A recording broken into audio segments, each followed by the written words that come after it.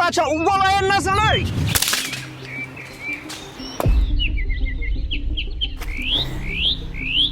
خدای او همین پرنده چی گناه داشت؟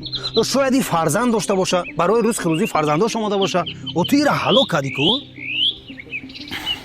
ایره عیبی خود شد. چی خیلی؟ نگاه داشتن زبان هم برای انسان و هم برای پرندگان چه خوب است. اگر زبانش رو نگاه می داشت هلاک نمی شد. زبان آدمی دوست و هم قاتل برای اوست.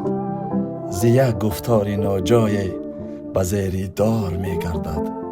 شرکت زیارتشاپ با حجامه و داروهای گیاهی از جمله طبابت گیمری در شهر مسکو در خدمت شما است. شما می توانید خود حاضر فرمایش دهید تمام داروهای گیاهی با تمام شهرهای روسیه و تاجیکستان. برای معلومات بیشتر بر رقم‌هایی که در روی نوار است مراجعه نمایید. زیارتشاپ، طبیعت طبابت است.